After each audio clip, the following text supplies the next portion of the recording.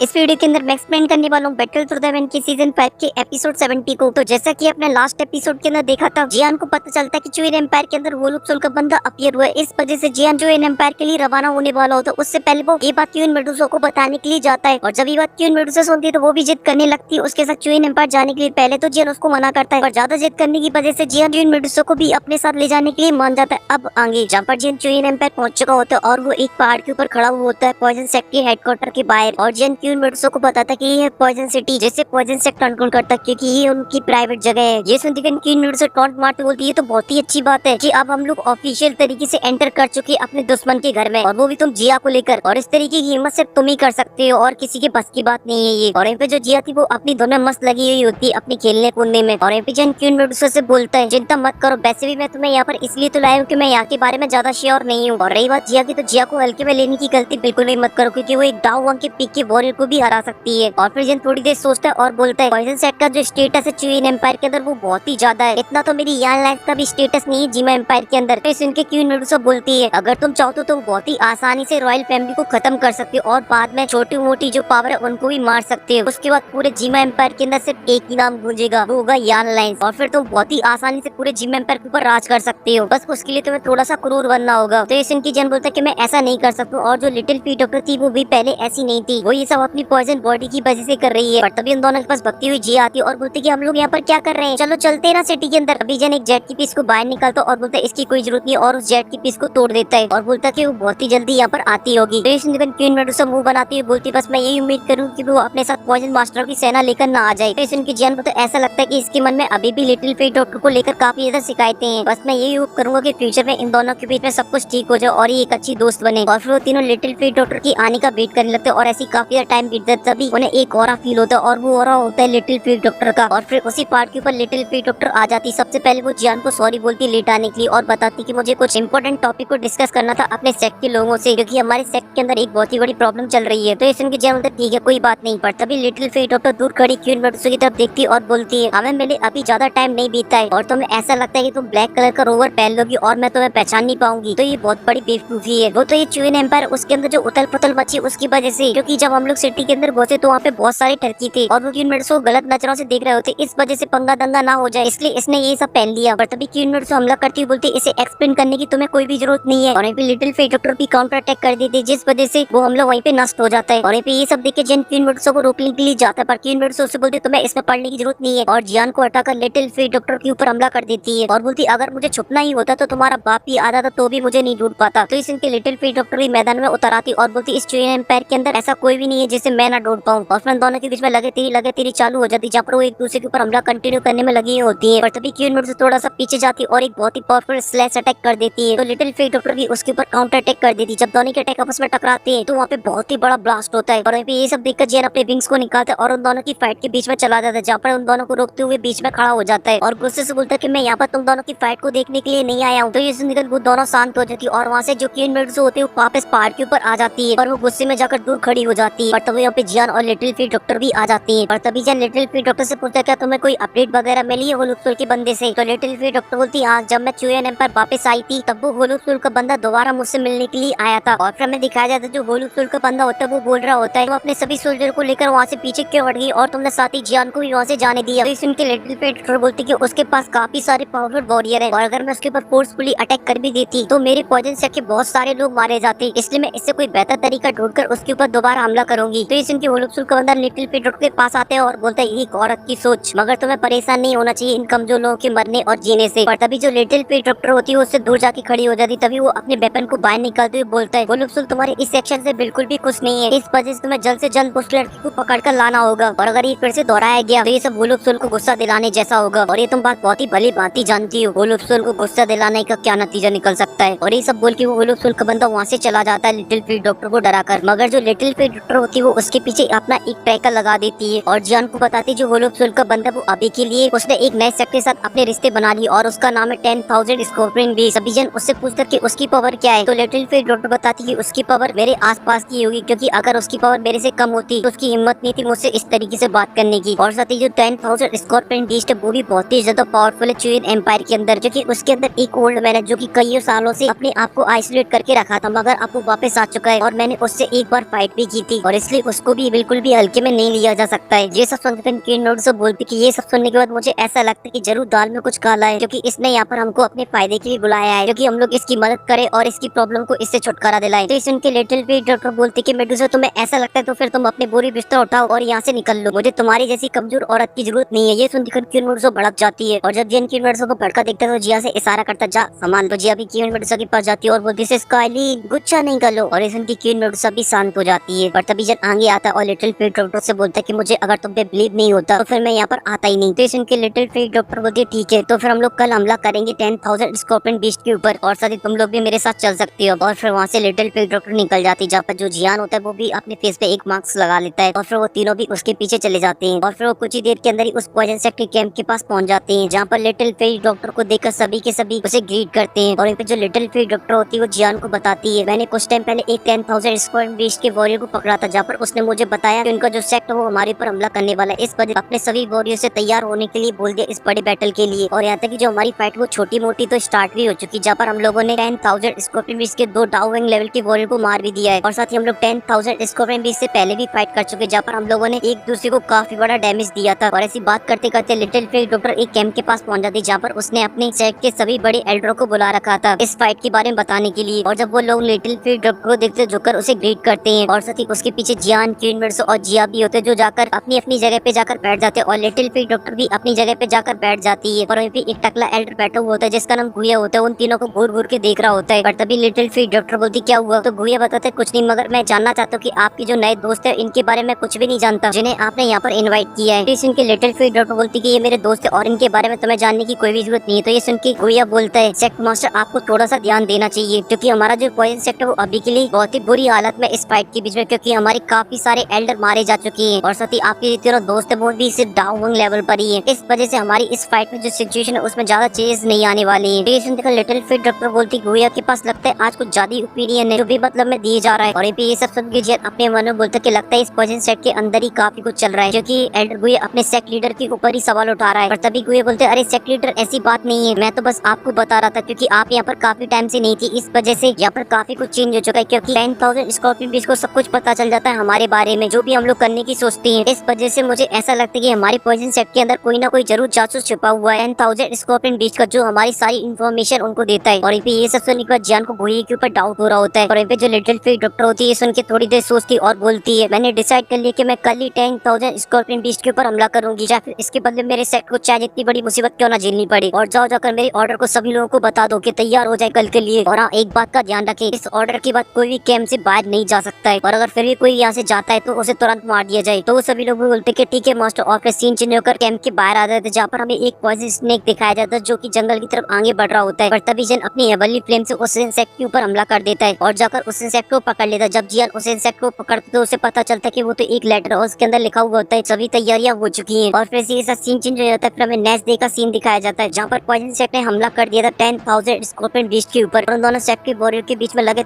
तेरी चालू हो जाती, जहाँ पर पॉइजन इंसेक्ट के वॉरियर कंटिन्यू हमला करे जा रहे होते हैं और 10,000 स्कॉर्पियन बीस्ट के वॉरियर को पीछे ढकेल रहे होते हैं। और तभी सभी वॉरियर वहाँ से गायब हो जाते हैं और वहाँ पे एक पॉइजन फैलने लगता है, जिस वजह से पॉइजन सेक्ट के वॉरियर वहीं पे तड़प तड़प के मरने लगते। पर तभी वहाँ पर आ जाती है पॉइजन गर्ल मतलब लिटिल फीट डॉक्टर, और बोलती शीशिंग क्या तुम मुझे रोक पाओगे इस मामूली से पॉइजन क्लाउड अटैक से, और अपना एक स्लैश अटैक कर देती, जिस वजह से जो पॉइजन क्लाउड होता है वो नष्ट हो जाता है। पर तभी शीशिंग अपने सभी साथियों के साथ वहाँ पर आ जाता है लिटिल फीट डॉक्टर के सामने। और पे जियान उसे देखकर अपने मन में बोलता है कि 5 डाउन लेवल के वॉरियर, सच में ये फाइट काफी तक कमाल की होने वाली, क्योंकि अभी तक तो ओल्ड सीपियन भी नहीं आया है जो कि एक डाउजोंग है। तभी लिटिल फीट डॉक्टर बोलती है तुम्हारा ओल्ड सीपियन कहाँ पर, अगर आज वो ओल्ड सीपियन यहाँ पर नहीं आया तो मेरा पॉइजन से 10,000 स्कॉर्पियन बीस्ट को तबाह कर डालेगा। तो इसके बाइस से हंसती बोलता है अरे पॉइजन गर्ल तुमसे मिले हुए 1 साल पीछे का, और 1 साल के अंदर तो और भी एरोगेंट हो चुकी हो, और ये 10,000 स्कॉर्पियन कोई मामूली सेक्ट नहीं है जो आकर कोई भी यहाँ पर कब्जा कर लेगा, क्योंकि हमारे जो ओल्ड सीपियन इस चुएन एम्पायर की जाने माने मास्टर रह चुके। जब तुम एक छोटी बच्ची थी तब वो इस चुएन एम्पायर के ऊपर राज किया करते थे, और तुम कल की आई लड़की, तुम्हें लगता है कि तुम डायरेक्ट उन्हें चैलेंज कर सकती हो? बिल्कुल नहीं, अभी के लिए तुम इतनी ज्यादा क्वालिफाई नहीं हो जो तुम उनसे फाइट कर पाओ। ये सुनकर लिटिल फीट डॉक्टर भड़क जाती और एक अपना स्लैश अटैक कर देती उन लोगों के ऊपर, तो वो लोग भी उसे रोकने के लिए एक फॉर्मेशन को बनाने लगते, जिस वजह से वो सारी पावर सीपियन की बॉडी के अंदर डाल देती है, और फिर वो सभी की पावर को मिलाकर एक अटैक बनाता है और लिटिल फीट डॉक्टर की अटैक के ऊपर कर देता है, जिस वजह से जब दोनों अटैक आपस में टकराते तो वहाँ पे काफी बड़ा ब्लास्ट होता है। और ये सब देखकर लिटिल फीट डॉक्टर बोलती बढ़िया, क्योंकि मैंने उम्मीद नहीं किया था कि तुम मेरे इस अटैक को रोक पाओगे। और इसी वजह से मुझे ऐसा लगता है जो 10,000 स्कॉर्पियन बीस्ट साइंटिस्ट है वो मुझे रोकने के लिए काफी कुछ मेहनत कर रहा है, मगर अगर आज यहाँ पर सीपीएन बाहर नहीं निकलता तो मैं इस सेट को तबाह कर डालूंगी और अपना 1000 पॉइजन स्प्रिंग अटैक को एक्टिवेट कर देती है, जिस वजह से आसमान के अंदर पर्पल कलर का क्लस्टर बन जाता है, जिसे देखकर उन सभी लोगों के एकदम से होश उड़ जाते। तभी लिटिल फेट डॉक्टर उन लोगों के ऊपर हमला कर देती है और जब वो पॉइजन का अटैक उन लोगों को जाके लगता है तो उनको काफी ज्यादा प्रॉब्लम होने लगती है। इस वजह से वो लोग यहाँ भगने लगते हैं, पर वो फिर भी उससे नहीं बच पा रहे होते। पर तभी अचानक से उनके सामने एक सील्ड बन जाती है और सभी चीजें एकदम स्लो हो जाती है, क्योंकि वहाँ पे आ चुका था सीपीएन और वो आते ही थोड़ा सा नाच गाना दिखाता है और अपनी स्टिक से दो स्लैश अटैक कर देता है लिटिल फेट डॉक्टर पॉइजन के क्लस्टर के ऊपर, जिस वजह से उसका जो फॉर्मेशन होता है वहीं पे नष्ट हो जाता है। और यहीं पे जब जियान सीपीएन को देखता है तो बोलता है कि तो ये है सीपीएन। तभी लिटिल फेट डॉक्टर उसके ऑरे को देखकर बोलती है, इसके ऑरे को देखकर मुझे लगता है कि ये डाउजोंग के 4 स्टार पे पहुंच चुके और अगर ये थोड़ी सी मेहनत और करे तो ये डाउजोंग के 5 स्टार पर पहुंच जाएगा। और यहीं पे इतने सारे पावरफुल लोगों को देखकर अपने मन में बोलता है ये सब खत्म होने के बाद मुझे जल्द से जल्द एक नई हेवनली टीम को ढूंढना होगा, तभी मैं अपनी पावर को बढ़ा पाऊंगा, वरना मुझे किसी भी डाउजोंग से फाइट करने में बहुत ही ज्यादा मुसीबत का सामना करना पड़ेगा। और तभी ओल्ड सीपीएन बोलता है, यंग लड़की मैंने कभी उम्मीद नहीं की थी उस फाइट के बाद तुम कभी हिम्मत करोगी मुझसे भिड़ने की। हालांकि तुम इस चुएन एम्पायर के अंदर काफी ज्यादा पावरफुल हो क्योंकि तुमने काफी सारे चुएन एम्पायर के सेक्टर को हराया है और ये बात मेरे लिए काफी ज्यादा अच्छी होने वाली क्योंकि बस मुझे तुम्हें हराना है, उसके बाद ये सारी पावर मेरी और इसके बाद मेरा जो सेक्टर वो पूरे चुएन एम्पायर के ऊपर राज करेगा और उसके लिए मुझे ज्यादा मेहनत भी नहीं करनी पड़ेगी। तो इसके लिटिल फेट डॉक्टर होती है तो तभी डिपेंड करता है जब तुम ऐसा करने की हिम्मत कर पाओ। और फिर अपने पॉइजन सेट के 5 एल्डरों से एक फॉर्मेशन बनाने के लिए बोलती है, तो वो एल्डर भी अपनी पॉइजन दुर्गी को बाहर निकालकर फॉर्मेशन को बनाने लगती है। जब वो फॉर्मेशन आधी कंप्लीट हो जाती है तो लिटिल फेट डॉक्टर अपनी दुर्गी उस फॉर्मेशन के अंदर डालने लगती है, जिस वजह से जो फॉर्मेशन स्ट्रॉन्ग हो पाई। मगर तभी जो टकला एल्डर होता है वो अपनी फॉर्मेशन को चेंज कर देता है और ये देखकर जो लिटिल फेट डॉक्टर होती है वो काफी ज्यादा शॉक हो जाती है और वो कुछ कर पाती उससे पहले वो टकला एल्डर लिटिल फेट डॉक्टर के ऊपर हमला कर देता है पीछे से, मगर वो हमला लगता उससे पहले उसके पीछे आ जाता है जियान और लिटिल फेट डॉक्टर को उस हमले से बचा लेता है और उन 5 को देखकर बोलता है कि मैंने तो सोचा था बस एक ही दोगला निकलेगा पर यहाँ पर तो 5-5 है। और इसी सीन के साथ ये एपिसोड यहीं पे खत्म हो जाता है। अगर आपको पसंद आए तो प्लीज लाइक कर देना, साथ ही चैनल को भी सब्सक्राइब कर लेना। मैं मिलूंगा आपसे नेक्स्ट वीडियो में, तब तक के लिए आप सभी को बहुत सारा प्यार।